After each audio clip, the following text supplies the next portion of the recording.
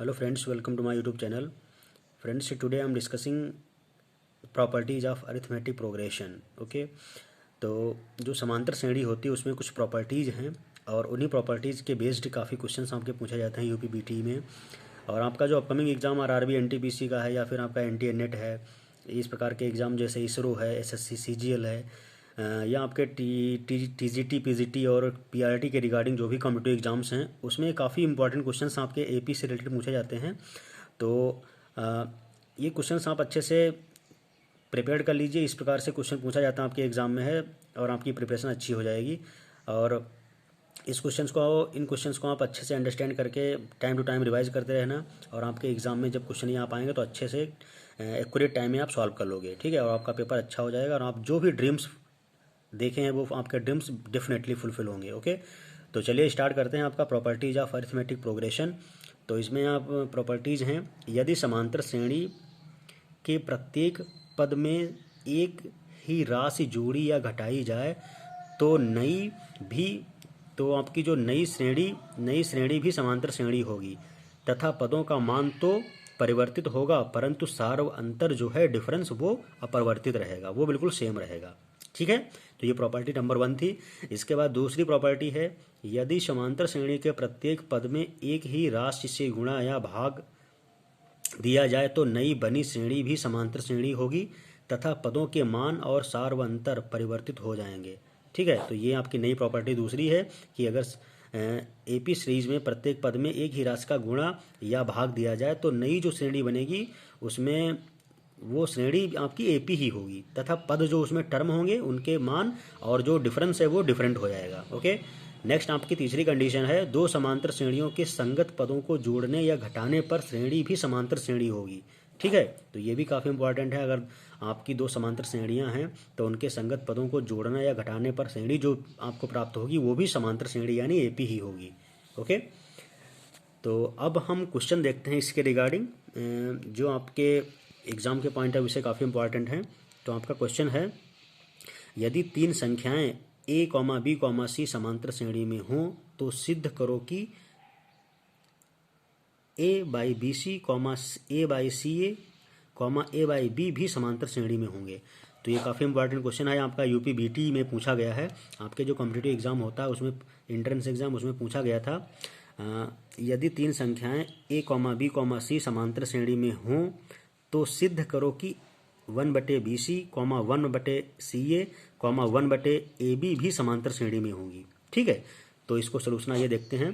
तो हमने माना 1/BC, 1/CA, 1/AB समांतर श्रेणी में है, मीन्स हमें जो प्रूफ करना है वो मैंने मान लिया, ठीक है। और जो गिवन है वो मैं प्रूफ करके दिखा दूंगा। तो ये भी तरीका है कि आपको किसी डेरिवेशन यानी किसी क्वेश्चन को प्रूफ कर सकते हो, ठीक है।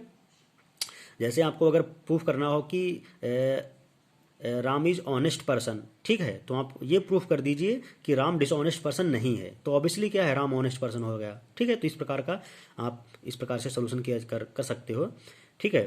तो हमने माना कि 1/BC, 1/CA, 1/AB समांतर श्रेणी में है। समांतर श्रेणी के गुणधर्म से अब हम जानते हैं समांतर श्रेणी में जो प्रॉपर्टीज होती हैं उनके अकॉर्डिंग प्रत्येक पद में ए बी सी से गुणा कर दें तो कोई फर्क नहीं पड़ेगा, तब भी ये हमारी सीरीज एपी में ही रहेगी।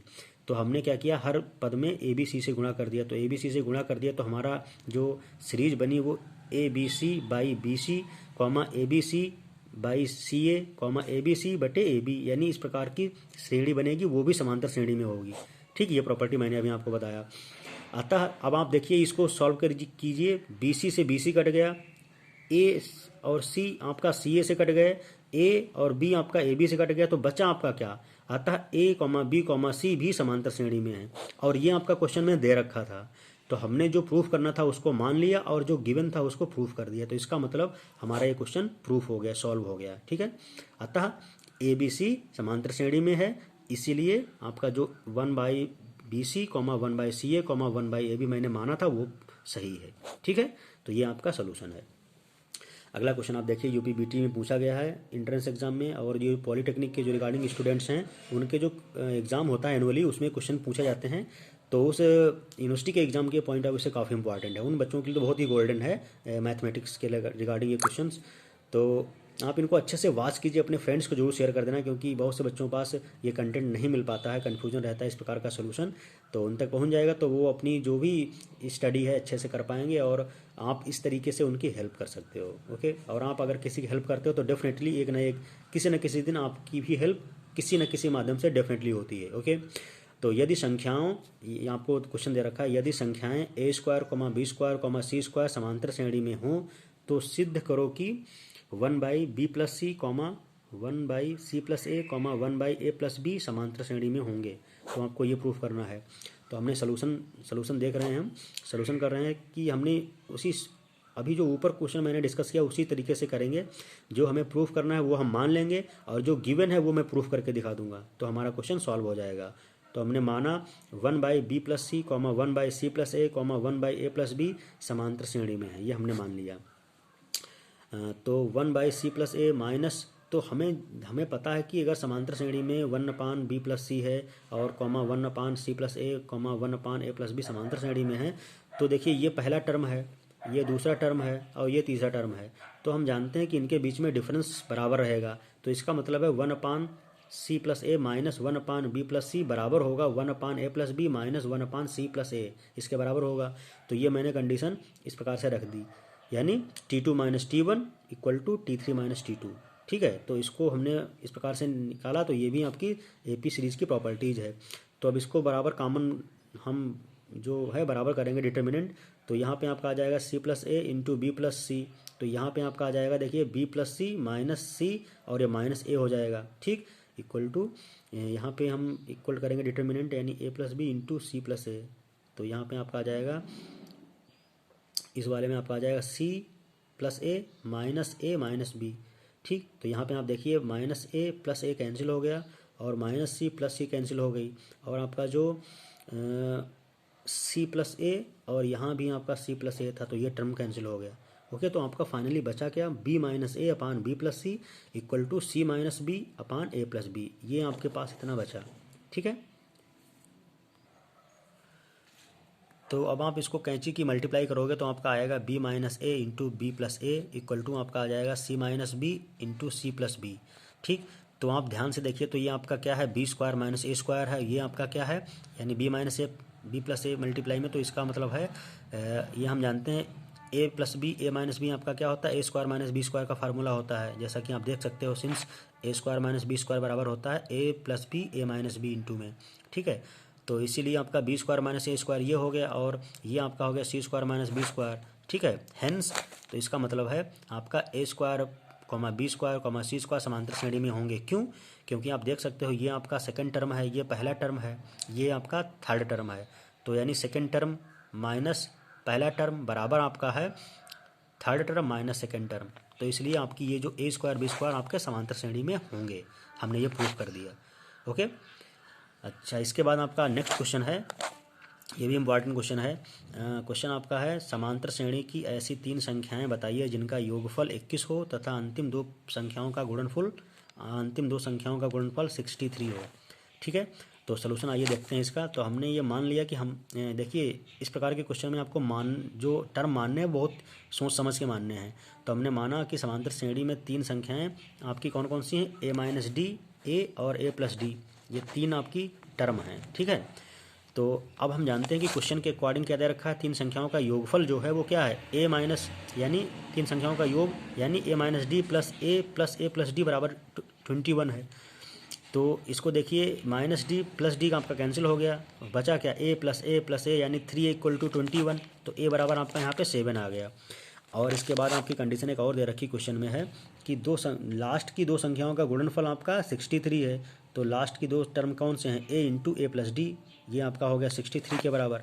तो यहाँ पे देखिए a की वैल्यू मुझे पता है 7, तो यहाँ पे 7 पुट कर दिया, 7 प्लस d, तो 7 प्लस d आपका आ गया 63 डिवाइडेड बाई 7, तो आपका 9 आ गया। 7 प्लस डी बराबर 9 आपका हो गया। तो d प्लस 7 माइनस 9 बराबर 0 हो गया, तो d माइनस 2 बराबर 0, यानी d की वैल्यू कितनी हो गई, 2 आ गई। ठीक है, d की वैल्यू 2 आपकी आ गई। अब हम तो d की वैल्यू पुट कर देंगे, हमारी अरिथमेटिक सीरीज में जो टर्म्स हैं वो निकल आएंगे। सो अरिथमेटिक प्रोग्रेशन से टर्म विल बी क्या आएगा, 7 माइनस 2 कॉमा 7 कॉमा 7 प्लस 2, तो आपकी 5, 7, 9 ये आपकी अरिथमेटिक प्रोग्रेशन सीरीज निकल आएगी। यही आपका आंसर था, ये आपको निकालने के लिए पूछ रहा था। ठीक है, तो स्टूडेंट्स बहुत ही मैथ इंटरेस्टिंग होती है, बस आपको अच्छे से आती है तो आपको बहुत ही कम समय में चीज़ें सॉल्व होती हैं और आपको इंटरेस्ट आने लगता है। और जब भी आपको किसी सब्जेक्ट में इंटरेस्ट आने लगता है तो ये मान लो आप उस सब्जेक्ट में आपको एक्यूरेट नॉलेज और अच्छा सा नॉलेज हो जाएगा। ठीक है, क्योंकि आपको देखिए इंटरेस्ट होना बहुत ज़रूरी है। जब चीज़ कोई अच्छी लगने लगती है तो आप उसको कितनी देर पढ़ रहे हो, कितना मेहनत कर रहे हो, आपको बिल्कुल बोरिंग नहीं होगी, आप परेशान नहीं होगे और करते चले जाओगे। ठीक, और एक बार आपको सब्जेक्ट में इंटरेस्ट आ गया तो आप सोचो कि उसमें आपकी अच्छी अंडरस्टैंडिंग हो जाती है। ओके, नेक्स्ट आपका क्वेश्चन है 7 तथा 37 के बीच 9 समांतर माध्य पद ज्ञात करो। ठीक है, ये काफ़ी इंपॉर्टेंट क्वेश्चन है। इस प्रकार का क्वेश्चन आपका एनटीए नेट या सीटेट के एग्जाम के पॉइंट ऑफ व्यू से इंपॉर्टेंट है। ठीक है, तो हम जानते हैं सोल्यूशन जिसका, देखते हैं कि कैसे इसको सोल्यूशन सॉल्व करते हैं। 7 तथा 37 के बीच 9 समांतर माध्य पद रखने पर कुल पदों की संख्या आपकी कितनी हो जाएंगी? 11 हो जाएंगी, क्योंकि 7 और 37 ऑलरेडी हैं। ठीक है, तो 7 आपका पहला टर्म यानी ए की वैल्यू है और लास्ट पद आपका 37 हो जाएगा जो कि T11 होगा। ओके, तो आपका श्रेणी का पहला पद 7 होगा और 11वां पद यानी T11 आपका 37 होगा। ओके, अब हमने माना कि सार्वंतर जो है वो D है, तो सूत्र के अकॉर्डिंग हम लगाएंगे कि Tn बराबर क्या होता है a+n-1 इंटू डी, यही फार्मूला है। तो हमें पता है T11 की वैल्यू 63 है, तो T11 equal to a+11-1 into D, तो 37 इक्वल टू ए की वैल्यू 7 है तो 7 + 10 इंटू डी हो जाएगा ये। ठीक है, तो 10D equal to 37 - 7 equal to 30, तो 10D बराबर आपका 30 आ गया, तो D बराबर कितना आ गया? 30 / 10, यानी D की वैल्यू आपकी 3 आ गई।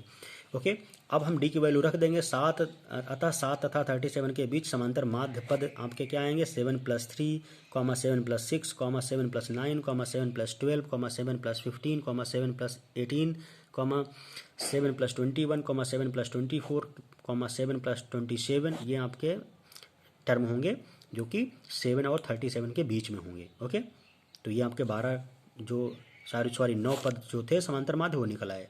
ठीक है, समांतर माध्य पद निकल के आ गए। सबसे पहला पद आपका 7 है और लास्ट पद आपका है 37। ओके, तो ये आपका आंसर हो गया। अगला क्वेश्चन आपका है, ये भी इम्पॉर्टेंट क्वेश्चन है। यदि संख्याएं a, b, c, d, e समांतर श्रेणी में हैं तो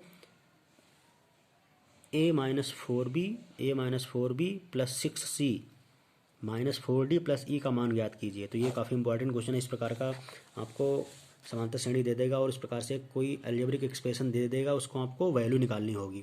ठीक है, तो इसका सलूशन देखते हैं। इंपॉर्टेंट क्वेश्चन है, यदि a, b, c, d, e समांतर श्रेणी में हैं तब समांतर माध्य क्या होगा इनका? 2b बराबर a + c होगा। इसको इक्वेशन नंबर 1 डाल दिया। आप देखिए 2b बराबर a + c होगा और b बराबर a + c/2 हो जाएगा। ठीक है, हम मीन का फार्मूला पढ़ चुके हैं।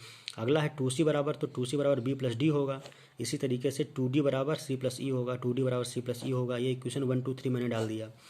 अगला आपका जो पूछा जा रहा है a-4b + 6c - 4d + e बराबर, तो इसकी वैल्यू रख रहे हैं तो a रख दिया, -2 b की वैल्यू यहाँ पुट कर रहे हैं तो b की वैल्यू -4b रखना था। तो हम देखिए 2b की वैल्यू a + c है, तो इसका मतलब 4b क्या होगा? -2 × a + c हो जाएगा।